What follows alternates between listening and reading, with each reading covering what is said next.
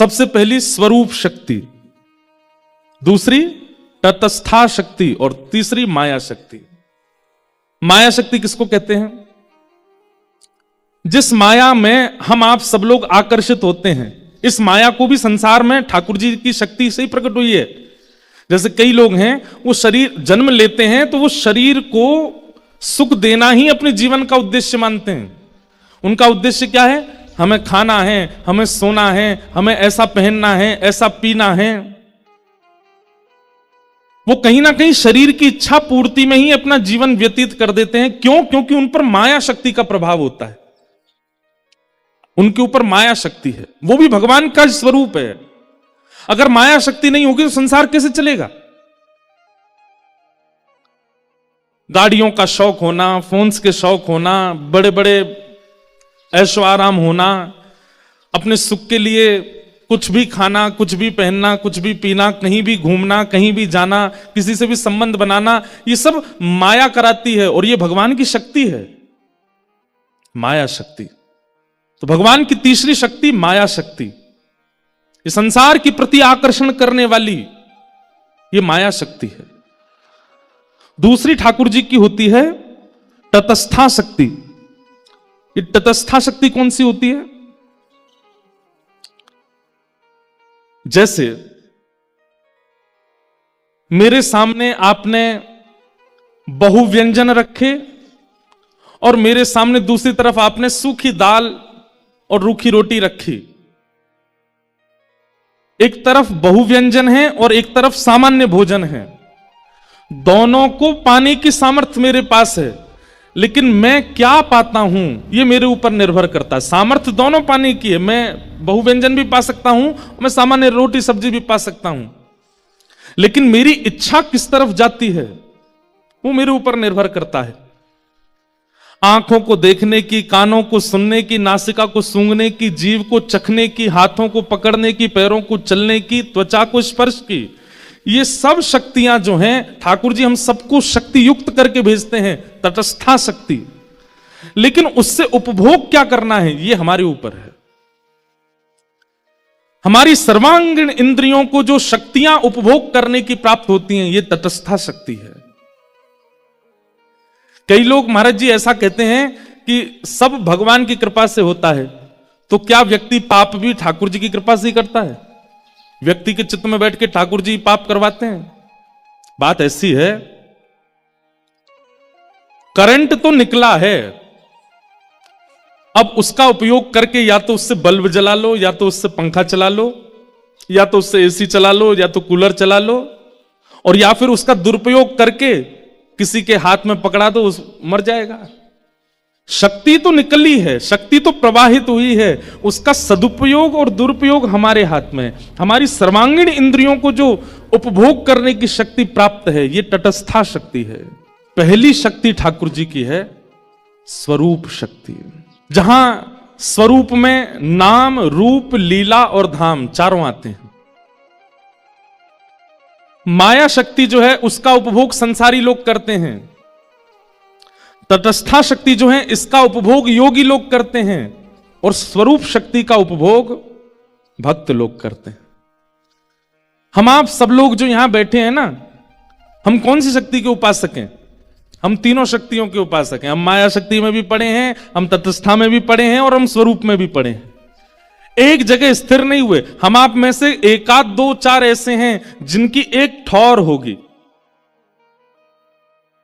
या तो पूर्ण रूपेण माया में है, या पूर्ण रूपेण तटस्था में है, या पूर्ण रूपेण स्वरूप में है। अगर वाणी क्लिष्ट लगती हो तो क्षमा करना, पर यह समझना बहुत जरूरी है किशोरी जी के तत्व के लिए। भगवान की स्वरूप शक्ति ये प्रथम है, और स्वरूप शक्ति के भी 3 अंग हैं। भगवान की स्वरूप शक्ति किन किन रूपों में प्रकट होती है? तो उसमें पहला है संघनी शक्ति। संघनी का मतलब क्या है? ठाकुर जी के धाम, ये भगवान की संघनी स्वरूपा है, ये संघनी स्वरूप है। वृंदावन है, द्वारिका है, जगन्नाथपुरी है, बद्रीनाथ है, दक्षिण में श्रीरंगम है, श्रीनाथ द्वारा राजस्थान में है। अच्छा, ये तो है पृथ्वी के। और फिर इसके बाद जाओ तो वैकुंठ है, साकेत है, गोलोक है। ये भी भगवान के स्वरूप माने। जब वृंदावन भगवान का स्वरूप ही तो है। श्री जगन्नाथ पुरी धाम भी जगन्नाथ भगवान का स्वरूप है। द्वारिका धाम भी द्वारिकाधीश का स्वरूप है। मतलब धाम भी भगवान का स्वरूप माना जाता है। स्वरूप के 3 रूप हैं। पहला संगनि स्वरूप, ये धाम के रूप में प्रकट होता है। बहुत सावधानी से सुनो। दूसरा है स्वरूप का रूप, संवित रूप, संवित स्वरूप। ये संवित स्वरूप कौन सा होता है? ज्ञान। कई बार आप धाम नहीं जाते, कई बार आप ठाकुर जी का प्रत्यक्ष दर्शन नहीं करते, लेकिन कथा में सुनाया गया जो ज्ञान है, उस ज्ञान से ही आपको ठाकुर जी का अनुभव होने लग जाता है। और तीसरा स्वरूप है आह्लादनी स्वरूप, आह्लादनी शक्ति। समझ रहे हैं ना आप सब भावों को? 3 प्रकार की शक्तियां, उन 3 प्रकार की शक्तियों में प्रथम शक्ति स्वरूप शक्ति। उस स्वरूप शक्ति के 3 अंग हैं, संघनी, संवित और आह्लादनी। जिसमें संघनी स्वरूप जो है वो धाम का है, संवित स्वरूप जो है वो कथा का है, और आह्लादनी स्वरूप जो है वो प्रेम का है। कई लोग अपने जीवन में नाम जप धर्म केवल इसलिए करते हैं क्योंकि उनको धाम चाहिए। हमें वैकुंठ जाना है, हमें गोलोक धाम जाना है, हमें साकेत जाना है। वो अपने जीवन को पुण्यमय बना के रखते हैं ताकि मृत्यु के बाद उनको भगवत धाम की प्राप्ति हो जाए। वो ठाकुर जी के किस स्वरूप के अधिकारी हैं? संघनी स्वरूप। पाप मत करो, दुराचार मत करो, ऐसा व्यवहार मत करो, अरे जीवन में कोई ऐसी क्रिया मत करो कि तुम वैकुंठ जाने से वंचित हो जाओ। ये संघनी स्वरूप के उपासक हैं। कई लोग संवित स्वरूप के उपासक हैं, उनको वैकुंठ जाने से इतना प्रलोभन नहीं है, उनको साकेत की इच्छा नहीं है, उनको गोलोक धाम जाने की इच्छा नहीं। उनके लिए क्या है?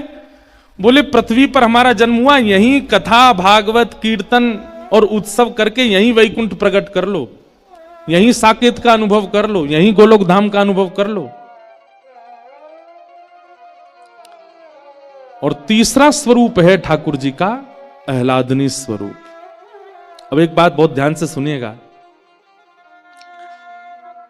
संघनी और संवित, इन 2 का अधिकार मुझे, आपको, हम सबको है। पर ठाकुर जी का जो आह्लादनी शक्ति का स्वरूप है, उसका अधिकार केवल ठाकुर जी को है। ठाकुर जी ने उसका प्रयोग अपने लिए किया है।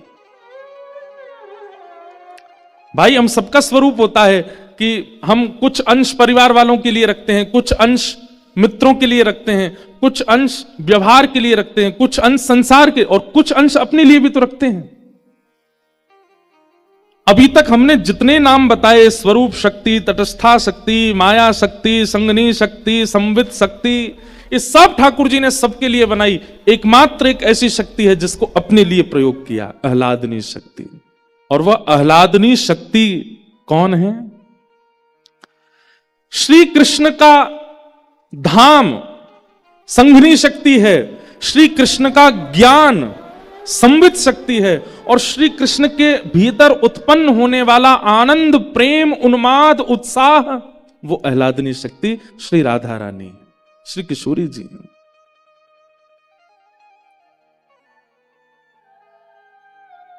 आपके चित्त में आनंद उत्पन्न होता है तो आप क्या करते हो? आप उसको हंस करके प्रकट कर देते हो, आप उसको नाच करके प्रकट कर देते हो, आप उसको खेल करके प्रकट कर देते हो, आप उसको तैयार होकर प्रकट कर देते हो, आप कुछ बना करके प्रकट कर देते हो। ठाकुर जी के चित्त में जब आनंद उत्पन्न हुआ तो ठाकुर जी हंसे नहीं, नाचे नहीं, ठाकुर जी ने कुछ बनाया नहीं, कुछ गाया नहीं। अपने उस समस्त आनंद को, जो नाचता भी है, जो गाता भी है, जो हंसता भी है, जो श्रृंगार भी करता है, जो सब प्रकार से आकर्षक है, ठाकुर जी का वह हृदय का आनंद ही किशोरी जी के रूप में प्रकट हो गया है। आपका आनंद आपसे विलग नहीं होता, आपका आनंद आप में ही दिखने लगता है, पर ठाकुर जी का आनंद विलग होकर के सन्मुख प्रकट हो गया। वो किशोरी जी हैं, वो श्री राधा रानी है, वो ठाकुर जी की आह्लादनी शक्ति।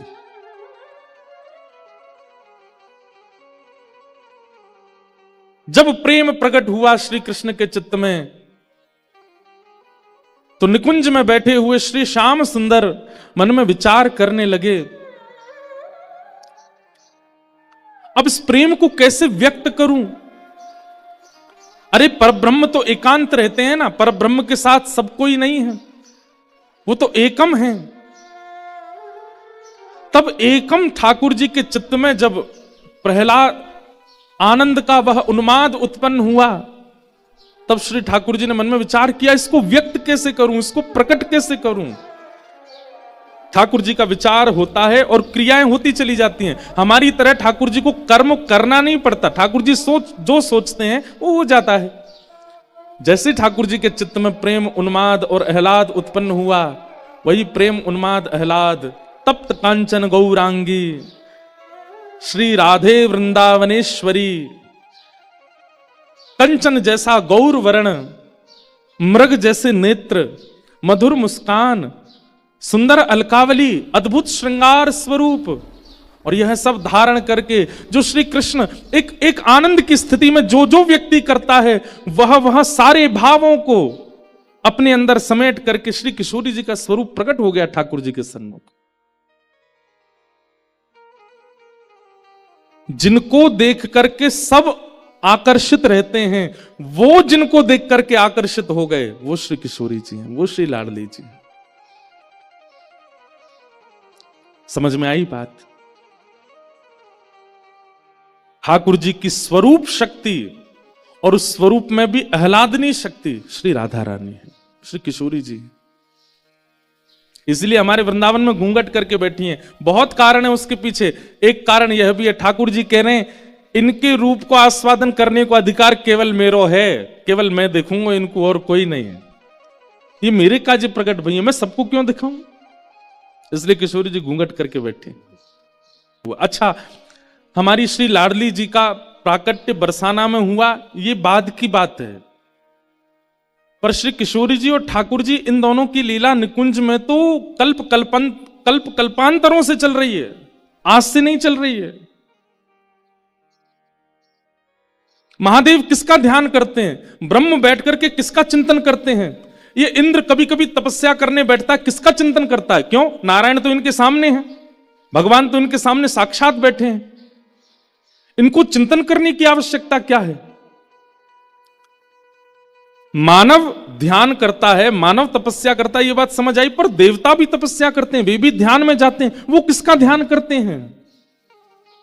वो अपनी ध्यान धारणा समाधि के साथ उसी निकुंज में प्रवेश कर जाते हैं जिस निकुंज में श्री प्रिया प्रियतम विराजमान है।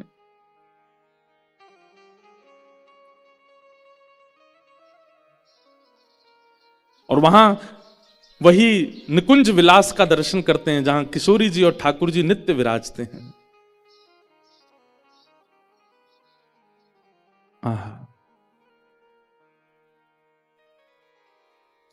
श्री कृष्ण पूरे जगत को आनंद देते हैं, पर श्री कृष्ण को आनंद देने वाली श्री राधा रानी है। श्री कृष्ण को आनंदित करने वाली श्री किशोरी जी हैं, श्री लाडली जी हैं। निकुंज में ठाकुर जी के चित्त से किशोरी जी प्रकट हुई। सुख मिला, ठाकुर जी को आनंद मिला, लेकिन थोड़ी देर बाद मन में इच्छा हुई कि केवल अकेले हम दोनों हैं, यह सुख, यह इसका विस्तार और भी होना चाहिए। तो ठाकुर जी के चित्त से किशोरी जी प्रकट हैं और फिर किशोरी जी के चित्त से अष्ट सखियां प्रकट हैं। अष्ट सखियों का प्रादुर्भाव हुआ है। और वो अष्ट सखियां कौन कौन हैं? किशोरी जी ने मन में विचार किया कि श्याम सुंदर को सुख देना है, तभी सबसे पहली सखी श्री ललिता जी प्रकट हुई। और ललिता जी की सेवा क्या है? ललिता जी बीड़ी भोग पधराती हैं, ठाकुर जी को बीड़ा पवाती हैं निकुंज में। ललिता जी। तभी मन में विचार हुआ और श्याम सुंदर को और सुख देने का विचार हुआ। तब दूसरी सखी प्रकट हुई, कौन? श्री विशाखा जी। और विशाखा जी की सेवा क्या है? ठाकुर जी को वस्त्र धारण कराना, अलंकार धारण कराना, इसकी सेवा श्री विशाखा जी की है। और विचार किया तब किशोरी जी के चित्त से तीसरी सखी प्रकट हुई, श्री चित्रा जी। ये ठाकुर जी को माला धारण कराते, जैसे हम मंच पे बैठते हैं तो गुरु जी आते हैं, महाराज जी आते हैं, माला पहनाते हैं, सिर पे धार, ऐसी श्यामा श्याम जैसी निकुंज में अपने आसन पर विराजमान होते हैं, तो उनको वस्त्र आवरण अलंकार धराने की सेवा जो है ये चित्रा जी की है। ये चित्रण करती हैं कि आज निकुंज में श्यामा श्याम ऐसे दिखने चाहिए, तो वैसे वस्त्र, वैसे आभूषण, वैसी माला, उसका चिंतन करके लाती हैं और श्री ठाकुर जी को धारण कराती हैं। और भी कई सेवाएं हैं इनकी। अच्छा, एक बात और सुनिएगा, ये अभी प्राकट्य की कथा हम सुन रहे हैं निकुंज में, जहां नित्य श्यामा श्याम की लीला चलती है। बरसाना में, ब्रजमंडल में इनका प्राकट्य कैसे हुआ, वो कथाएं अलग हैं। ये समझ लीजिए कि नित्य विहार करने वाले श्री प्रिया प्रियतम हम जीवात्माओं पर कृपा करने के लिए ब्रजमंडल में प्रकट हुए, फिर उस प्राकट्य की कथा अलग है। बाकी निकुंज में निरंतर ये सेवा चलती रहती है, तो वहां की सेवा का हम प्रारूप पहले समझ रहे हैं। तो पहली सखी कौन? श्री ललिता जी, दूसरी विशाखा जी, तीसरी चित्रा जी, चौथी सखी हैं इंदुलेखा। ठाकुर जी की चौथी सखी श्री इंदुलेखा जी। और इंदुलेखा जी की सेवा क्या है? ये ठाकुर जी की भोजन सामग्री सिद्ध करते हैं। ऋतु के अनुसार, मौसम के अनुसार, जैसा मौसम, जैसा वातावरण, जैसी ऋतु, वैसी सामग्री बनाकर के ठाकुर जी को पवाती है इंदुलेखा जी। फिर किशोरी जी ने चिंतन किया, तब उनके चित्त से पांचवी सखी श्री रंग देवी जी प्रकट हुई। और रंग देवी जी की सेवा क्या है? प्रिया प्रियतम दोनों जब सेज पर विराजमान हो जाते हैं, तब उनकी सुंदर पत्रावली बनाना। आज ऐसे पत्रावली बनेगी, आज मयूर बनेंगे गाल पर, आज सुंदर सुंदर ऐसे गोल गोल कुंड जैसे बनेंगे, आज ऐसे केसर के चंदन आएंगे। आज शीतकाल ज्यादा है तो केसर का चंदन नहीं लगेगा। आज ठाकुर जी को अन्य सामग्री, मतलब रूप के श्रृंगार की सेवा श्री रंग देवी जी की है। आहा। छठवीं सखी हैं श्री तुंग विद्या जी। और तुंग विद्या जी की सेवा क्या है? जब प्रिया प्रियतम दोनों श्रृंगार करके सेज पर विराजमान हो जाते हैं, तब उनके सम्मुख नृत्य करना, गान करना, सुंदर सुंदर राग रागनियों को प्रस्तुत करना, विविध विविध प्रकार के नृत्यों को तैयार करके श्री प्रिया प्रियतम का विलास करना, ये तुंग विद्या जी की सेवा है। किशोरी जी के चित्त से फिर सातवीं सखी प्रकट हुई, जिनका नाम है चंपक लता। चंपक लता जी की सेवा क्या है? चंवर डुराना, ग्रीष्म ऋतु में पंखा करना। ये सिंहासन के पीछे खड़ी रहती हैं, वहां खड़े खड़े श्री प्रिया प्रियतम को केवल पंखा जलती रहती हैं, चंवर डुराती रहती हैं, उनके सुख का विचार करती हैं। ऋतु के अनुसार जो होना, अब जैसे सर्दी आ जाती है तो सर्दी में क्या करती हैं? सिगड़ी सिद्ध करके लाएंगी, कोयला जला करके सिगड़ी करके फिर वो सामने रखेंगी। मतलब उनके अंग को अनुकूल वातावरण प्रदान करना, ये इनकी सेवा है। और फिर किशोरी जी के चित्त से आठवीं सखी प्रकट हुई सुदेवी जी। और सुदेवी जी की सेवा क्या है? किशोरी जी को जल पिलाना, ठाकुर जी को जल पिलाना। गर्मी है तो मिट्टी के बर्तनों में जल रखना, सर्दी है तो स्वर्ण पात्र में जल रखना, बारिश का मौसम है तो फिर जल में केसर डालना, उसमें थोड़ी कपूर, थोड़ी सी मिश्री पधरा देना, उसको शरबत का रूप दे देना। विविध विविध प्रकार से शरबतों को तैयार करके किशोरी जी को पिलाना, दूध पिलाना, पेय पदार्थ निर्माण करके देना, उनके श्रम को दूर करना, यह सेवा सुदेवी जी की है। ऐसे अष्ट सखियां प्रकट हुई।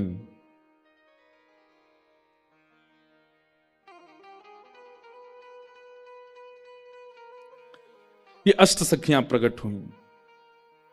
और महाराज जी इतना ही नहीं, फिर इन आठों की एक एक के चित्त में से 8-8 सखी और प्रकट हुई। जैसे ललिता जी की 8 सखियां और हैं, ललिता जी, विशाखा जी, चित्रा जी, इंदु जी, रंग देवी जी, तुंग विद्या जी, चंपकलता जी और सुदेवी जी। ये अष्ट सखियां हैं ठाकुर जी की। ये सब कहां से प्रकट हुई? किशोरी जी के चित्त से इनका प्रादुर्भाव हुआ। अब इसकी मूल बात को मत भूलिएगा, ये सब हैं कौन? श्री राधा रानी से लेकर के सुदेवी तक, ये सब ठाकुर जी की स्वरूप शक्ति है।